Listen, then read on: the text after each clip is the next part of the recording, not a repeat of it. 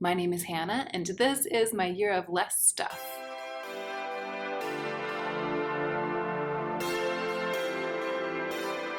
Hey y'all, welcome to the video for which we've all been waiting, or at least it's a video for which I have been waiting. I'm really excited to go through all of the makeup that's been exiled from my use for the past month. So this is kind of like the last video in a series, but it's not a traditional series. It's been kind of a dynamic series. So the first video in it was the video in which I talked about what I would buy for myself if I was starting over from scratch with my makeup. So if all my makeup disappeared and I had to build a new collection, what are all the things that I do currently own that I'm confident that I would eventually buy? I don't think I would be able to afford to replace everything all at once, but I wanted to report back about which members of my collection, which members of my makeup family I would eventually spend my own money on to reacquire.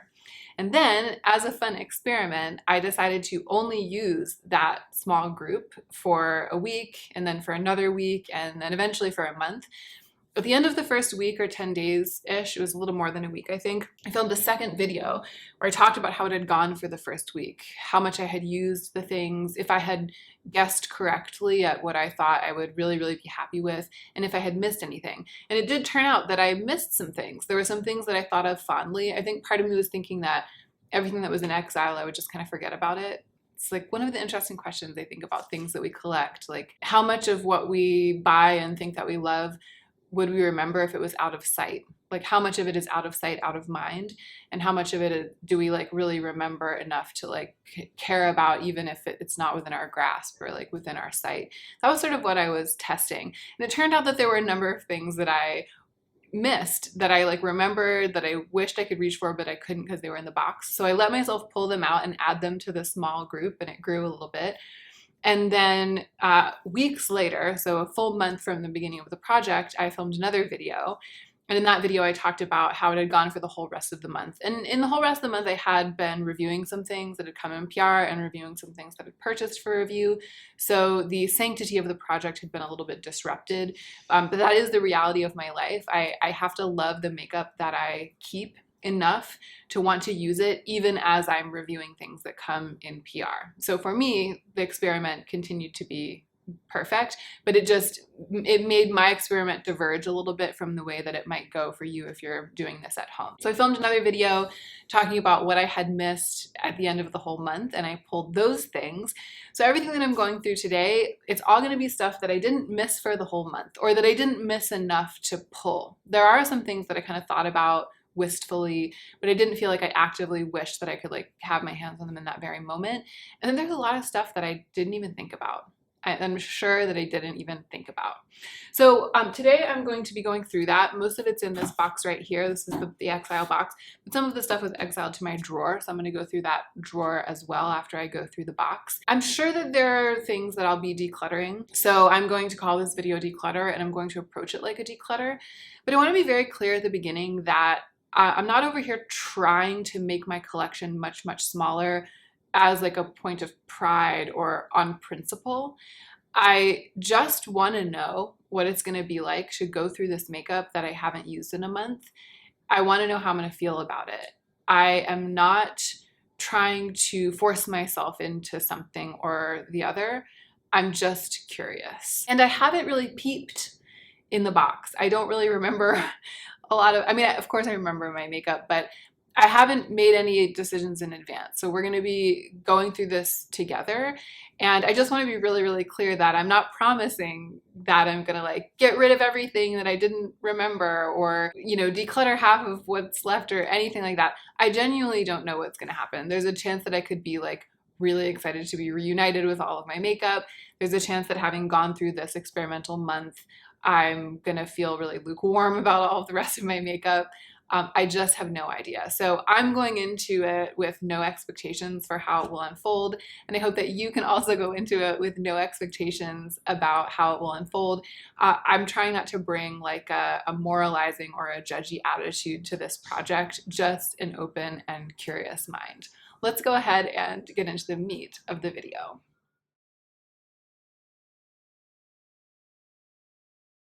How good is this lip, by the way? I'm really feeling myself in this lip right now. This is something I've never done. I took Charlotte Tilbury's lip pencil in Walk of Shame and lined and filled in my lips. And then I took the tiniest bit of the Aaron Spaces lip gloss in Sunnyside on my finger. Like I swiped the doe foot onto my finger and I like rubbed it in and mixed it in with the lip liner and kind of like tapped it out. So it has this like emollient satin finish, but with that beautiful flush of a lip pencil. I'm all about it in this moment. Okay, chaos. I feel like this is total chaos. And I feel like eyeshadows are what are on top really in this box. And so I feel like that is what we should start with. And it's been really interesting. If you saw my last video in this group of videos that are all dealing with like the same experiment, which is the one in which I talked about what I'd missed after the whole month, I reflected in that video a little bit about the fact that I learned that I'm not really a blush or a lip product minimalist by my own definition. I mean, I think I have a lot fewer blushes and a lot fewer lip products than a lot of people who are on YouTube, but I'm not talking about comparing myself to other people. I'm talking about comparing myself to kind of like my vision of myself or my fantasy of certain kinds of versions of myself. So I have this sort of fantasy of like myself as really a makeup minimalist when it comes to lipstick. So I only have the one red and I only have the one nude, right? This experiment showed me that I'm not that way when it comes to lip products. I actually really enjoy having variety. I enjoy that moment of choice in the morning. And I do like tailoring my lip to my look and to the feeling of my lips on any given day. With sort of like a broad palette. And I found that that was true of blushes too, blush and highlight products. I found that I have like a pretty large capacity in terms of like having a lot of different cheek products and loving them all. Like I feel like I can have, 10, maybe 15 and still really love them equally and use them equally. I don't know if that's true of eyeshadows. This is like a really interesting thing that I learned. I think that I have too much eyeshadow. I can't keep it all in my Makeup Mind palettes. I've been whittling it down, over the past year or two, but I just didn't feel like I wanted to keep adding more palettes into the group of palettes that I had on my vanity. It feels different with blush. I feel like I could have doubled the number of blushes that were on my vanity during this past month, and I wouldn't have felt my love for them dimmed by their numbers. And I feel like that's kind of like the line I'm playing with. That's the edge I'm playing with, because it's not about like how much makeup is too much for one person or how much is ridiculous or OMG, like we have to all be minimalist or something. It's not about that. It's about what's going to make me feel good. And for me, that has to do with the point past which I have too much stuff to like happily love it all, not going past that point. So I'm going to look first at my pre-made palettes. That's what I'm going to do first. Oh my gosh, forgot about you. And forgot about you. Didn't forget about you. Forgot about you. Is that all of them? 1, 2, 3, 4, 5, 6, 7, 8. Yeah, I think that that's all of them. So I have 8 pre-made palettes here that were in the box, eyeshadow palettes, and I have 2 or 3 pre-made eyeshadow palettes, not counting quads. I have 3 pre-made eyeshadow palettes that were on my vanity that had been pulled, that had either started there or had been pulled. So that's the Persona Identity 2 palette, the Nabla Cutie Nude, and the gold palette from Natasha Denona. Those are definitely in because they were part of the like really small collection that I was working with. These are the ones that I haven't had at my disposal in a month, and I'm gonna go through them and see if my feelings have changed. Nudepop was on the chopping block and it's chopped. I don't even feel like, this is the Kevyn Aucoin Nudepop Palette. I just don't even feel like, what am I even doing? There is this really beautiful pale purple shade that I think might even be called Sketch, is probably what it's called. Really sort of like a pale lilac, but it's got this creaminess to it. And every time I almost decluttered this, I would quickly do an eye look with that shadow during makeup playtime and really love how it looked. And then I would like not want to declutter it. I also really love the packaging and the idea of it, the vibe of Kevyn Aucoin. I'm just a sucker for it all. But then I would never actually do that look in daylight. And I'm just at this point where I'm like, I barely missed any of this eyeshadow. Like I've got like 5 or 6 times more eyeshadow in the Exile box than I had on my vanity for this whole month. And I barely missed it. So if I'm not delighted to be reunited with it, I just feel like it can probably go. Oh my gosh, next up is one that can also go. This is the Sahara palette from Alter Ego. I love the looks of the Biba palette from Natasha Denona, and this is a dupe for it. And I just feel like, and there's also really pretty bronze in here, and I love the Alter Ego formula. So this is one of those things that's like a no-brainer. Like, oh my gosh, a really beautifully made dupe for the Biba palette. Why wouldn't I keep it?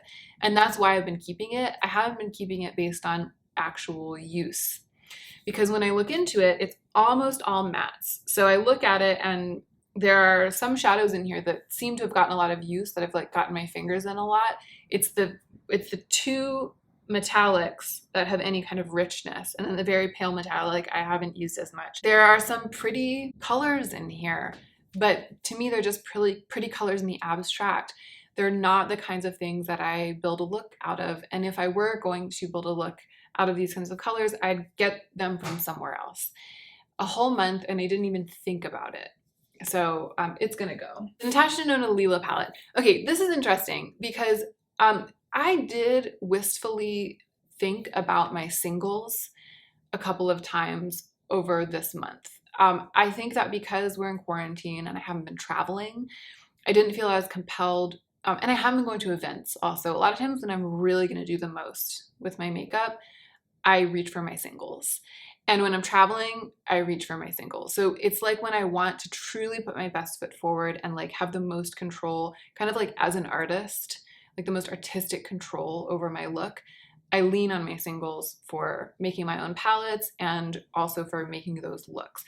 But I haven't had occasion to do that this month. So I think that that's why I didn't miss my singles as actively as I would have. But every time I thought of them, I thought wistfully not only of them and how fun they are to play with, but also of like the times in my life when it was appropriate to reach for them. And we haven't been having those times lately. So I am trying to take that into account and not to get tricked into thinking that just because I didn't like want to pull them from the box this month, that means that I never will want them as badly. And funnily enough, I kind of consider the Lila palette from Natasha Denona to be a particularly beautiful group of singles. I almost never open this palette to make a look from it, like directly out of the palette, but I always pop these shades out, a lot of times a bunch of them. Like I'll pop half of them out and build a palette of singles to take with me when I'm traveling or to make particularly glamorous looks. I have used a lot of these shadows a lot, but I've used them as singles and not as like members of this palette. So I consider this to be like a very sweet little curated group of high-end singles, and I definitely want to keep it. I am kind of excited to see it again. I think seeing it again makes me want to build a palette of singles again and make use of it. This is a tough one. The Alma palette from Amy Loves Makeup x Amy Hearts Beauty. I really love the formula in here, and I also think that Amy did an incredible job. Like, it's so her, it's so unique, you know, it's like really, really special. It's very distinctive. I recently saw my friend Emily Hanhan, she had on her Instagram done like a Amy Loves Makeup inspired color story with singles. And as soon as I saw it, I was like, oh, that's Amy's color story. It wasn't exactly duping this palette. It was just kind of like putting the singles together in a way that was evocative of Amy's jam, evocative of what Amy had been evoking when she built this palette. So lovely, and it's so her, and it was so beautifully done. But after I swatched this in my video where I was swatching all of my singles, I became aware from some of the comments that Amy Hearts Beauty hasn't like treated Amy very respectfully in the ensuing months after this was released, and it kind of soured it for me. I did a little bit of research on it. I don't want to be like the one who's informing you guys about it because I don't know enough and I'm not involved enough to be that. But I will just say that if you're interested, then look into it and it won't be hard to find the information. I just don't like knowing that my friend Amy was treated badly. It makes me feel a little bit less like a champion of this palette. It makes it feel a little bit less beloved to me, which really sucks because it is Amy's work. It is Amy's handiwork, and I don't want to downplay that. And I don't want to minimize like how beautiful of a job she did. The fact is though that it's not really my color story. Like this for me is a companion palette, and it's one that I reach into much more frequently during makeup playtime to do dramatic things than I do for daily wear. I realized during this past month that I'm happy just playing with what I have for daily wear in makeup playtime too. What I'm trying to say is that I didn't really think about this or miss it. And just now when I saw it again, what I felt was like those sad feelings about how it kind of went south a little bit for Amy after the collab. With this one, if I can find someone who lives close to me who wants it, because I know that the shadows are a little delicate, I'd be loath to send it through the mail. I might put it in my box that's like when friends come over eventually someday far in the future, that I show it to them and I'm like, if you want this and if you'll wear it, then you can take it. I think that that's what I'm gonna do with that. And yeah, it's hard because it's so incredibly pretty. And again, Amy did such a good job and I'm so proud of her. But I really just want to keep what I want to use all the time. This is so interesting. This is one that I felt like I would never want to part with. It's such a unique palette. It's such a special palette. It has creams and powders mixed together. It's the Lancome collab that I received from Octoly ages and ages ago. And this is one that every time I declutter or go through my palettes, I'm like, I've got to use that more. I've got to make more use of that. When I use it, it always makes this incredible sort of shimmery, smudgy, sunsetty eye with like navy blues and pinks and glimmery grays mixed together. It's always really special and sultry and lovely.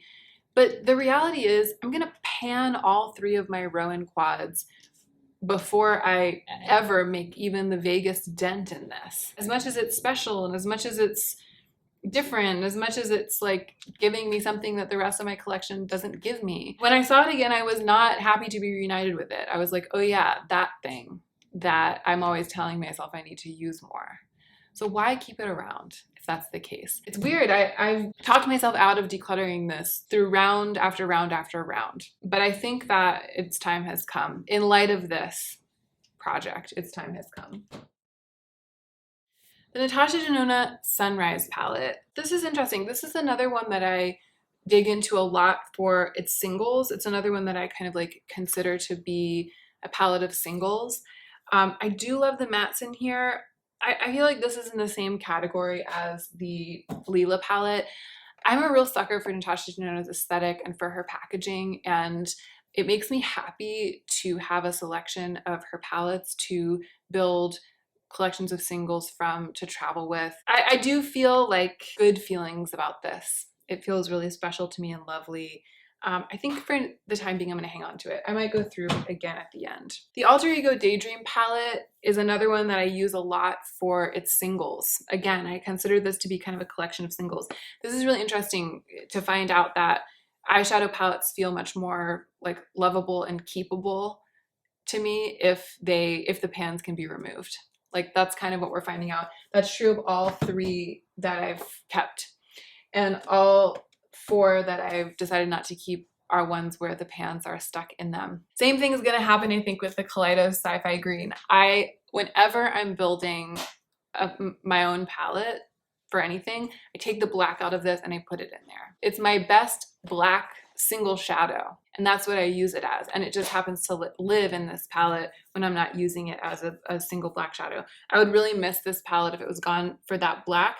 And I'll also often pop out the matte greens and use them in my palettes as well. So I'm gonna go ahead and hang on to that one. And holy wow, that's half. I decided only to keep 4 out of the 8 of the palettes that were in exile. That's bananas. I knew I wasn't gonna keep Nudepop But I really did not know that I was going to be able to bring myself to let go of the Alma palette, actually. It's so beautiful when you look at it. I just want less eyeshadow. I feel like I have too much. I want less. And I am not willing to sacrifice my singles because I feel like as an artist of my own makeup and also on YouTube as someone who like puts together palettes and puts together color stories and does like build your own palette and dupes the vibes and all of this stuff, those singles are my art supplies. They're invaluable. They feel much more utilitarian to me than like a palette with a color story that doesn't quite strike the right notes for me in my personal makeup style. So I feel like what I'm doing is I'm letting go of these pre-made palettes, which are easier to gift than singles, which have, they're like less wrecked than my singles. And I'm probably going to keep most of my singles. Let's take a look at them. So it's hard because they're kind of scattered all over the place. But I'm just like glancing through. This is a mix of Juvia's Place and Adept Cosmetics singles. They're very jumbled. My singles aren't organized. Maybe I should do a video soon organizing them. This is almost empty too, just a couple of random ones in there. And then there's my whole thing. So they're super disorganized. I've got these 4 magnetic palettes. Some of them are like nearly empty and then some of them are like nearly full. But I just don't feel like it's that much. And I have done a pretty ruthless declutter of my singles within the past year. I don't feel burdened by my selection of singles and this collection of 4 palettes, all of which have removable pans, which means that they kind of like interact with my singles together. I feel like this is a great little packet of art supplies for me right here. So I'm excited once again to like be reunited with these, to dig into them. I feel inspired to like rearrange my singles and see, maybe in light of my feelings about this experiment, see if I want to declutter them again, or, you know, get it down to a more edited collection or something like that, or if like this is the right amount for me. But this all feels like precious jewels to me. And these feel like lovely palettes that I can part with. I feel like the ones that I had on my vanity, the ones I've been working with, it's like almost enough for me. So just keeping these, I've got more than enough and I don't need these. You guys, I'm realizing now that this is gonna be a really long video and I think that maybe I should split it up. I think I'll just finish up with the rest of the eyeshadow type things that are in this box. I don't want to have to rush through this. And I mean, of course it's taking a long time. I'm literally going through like all of my makeup except for what was on my vanity. So it's like more than half of my makeup that I'm going through piece by piece. So it was kind of foolish of me to think that I could fit it all into one video. So yeah, I'm just gonna finish up with all eye type products. I'll also do like eyeliners. I'll do everything for the eyes. And then I'll do maybe the rest in another video. So there are some little this palette has the rest of my Cliona singles in it. Definitely keeping them. It just got away during the first phase. Here's a little empty magnetic palette. Very useful. Okay, so my little free floating single eyeshadow things, the collection's actually pretty minimal. It's like smaller than I remembered. I think I've done a pretty good job of editing it down over the past year or so, as I've learned more and more, again, that it's like not what I tend to reach for the most, not what I tend to cherish the most. Looking into this little drawer right here, I can right away say that I'm ready, finally ready to let go of the Natasha Denona Chroma Crystal top coat in gray brown. It is very beautiful. It gives a very glossy look on the lids, but it tends to crease a little bit on me and get grainy. And I feel like I can get the same glossy look with the Rowan shades, but when they crease, they just stay creamy and I can easily tap the creases out. And it doesn't work that way with this. It's been so hard to let it go because I loved it. I loved the idea of it so much when I first bought it, which was years and years and years ago. It's Natasha Denona, who I love. It's so luxurious, but I just don't love it. And I didn't even come close to thinking about it or missing it. I did miss the Rowan Disco Eye. I did think about it a lot, and I'm really glad to be reunited with it.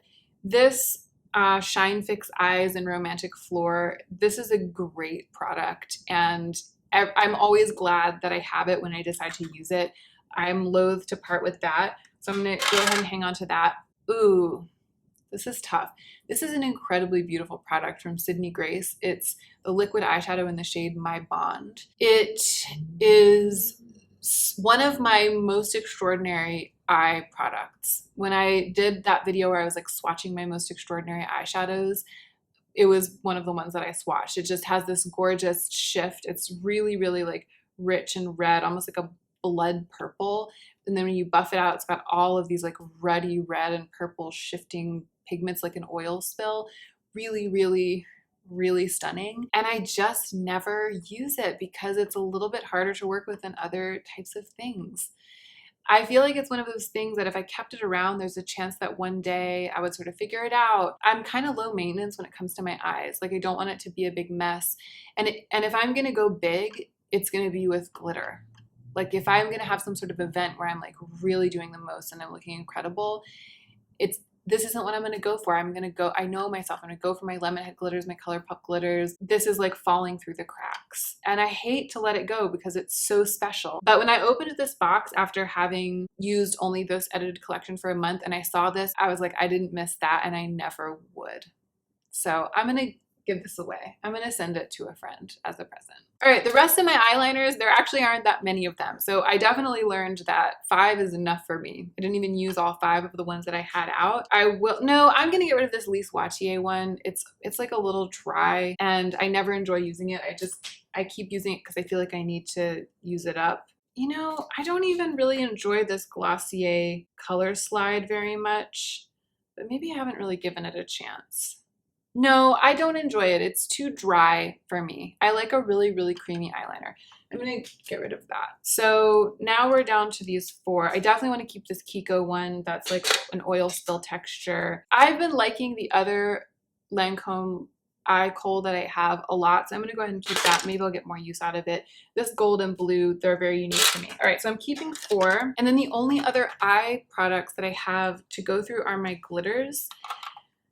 But here's the thing, I don't think that this month was a good test of glitter because I don't really feel like wearing glitter right now in quarantine. My collection of glitter, for someone who loves glitter so much, has gotten pretty small and edited. So over the past couple weeks, just having a couple on my vanity, just having the 2 potted glitters, that was enough for me because I wasn't really hankering to reach for it. Yeah, I think I want to keep them. I think that this is like the right amount of variety for me. I'm not looking at any of these and having that like heart-sinking feeling like I had when I looked at that eyeshadow where I was just like, oh yeah, didn't even think about it. I did think about my glitters over this month and I was like, you know, I don't actively miss them right now because I don't think I'd be reaching for them, but I don't feel overburdened. I don't feel like I have too many, but I also don't feel like going out and buying more. I feel like this is like the right amount for me of this kind of product. So I'm just going to stick at this. All right. And that's it for eyeshadow and other eye products.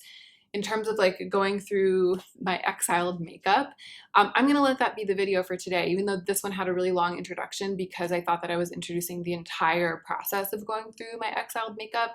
It turned out to just be the eyeshadow one. So I'll refer back to the beginning of this video in the ensuing video or videos. I don't know whether there will be 1 more or 2 more after this, but there will be more after this. So keep an eye out. It's turning out to be like an extended series.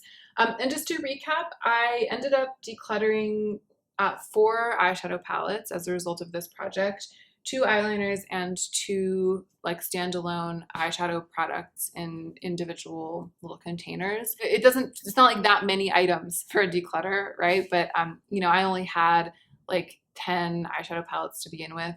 And so decluttering 4 of them is actually a pretty high percentage.